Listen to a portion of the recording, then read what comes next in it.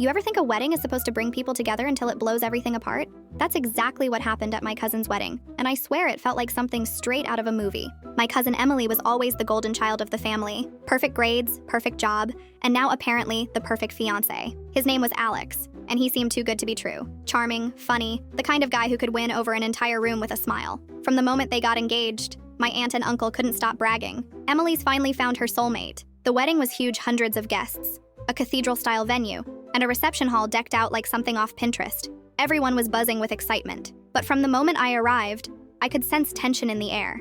People were whispering, glancing around nervously. I thought it was just wedding jitters. Then came the ceremony. Emily walked down the aisle looking radiant, Alex standing at the altar looking like the happiest man alive. The vows started, everything was perfect, until the priest asked if anyone had any objections. That's when it happened. The doors at the back of the church burst open, and in walked a woman in a red dress. The entire room went silent. She didn't look like she belonged, angry, tear-streaked face, clutching a phone in her hand. She walked straight down the aisle, heels clicking against the marble floor, and stopped right in front of Alex. "You want to tell her?" she said, her voice shaking. "Or should I?" Emily looked confused, glancing between Alex and the woman. Alex's face drained of color. He stammered something about a mistake, but the woman wasn't having it. She held up her phone and started reading text messages, explicit ones, dozens of them, between her and Alex. The crowd gasped. Emily froze, bouquet trembling in her hands. My aunt collapsed into a pew, sobbing. And Alex? He just stood there, silent, caught red-handed. But it didn't end there. The woman wasn't the only one. A second guest stood up, then a third. Turns out, Alex had been cheating with multiple women,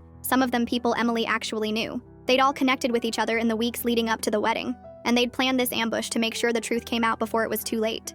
Emily's face went from shock to devastation to pure fury. She didn't cry. She didn't scream. She just turned to Alex, took off her engagement ring, and threw it at his chest. "We're done," she said, loud enough for everyone to hear. Then she walked straight out of the church, veil dragging behind her.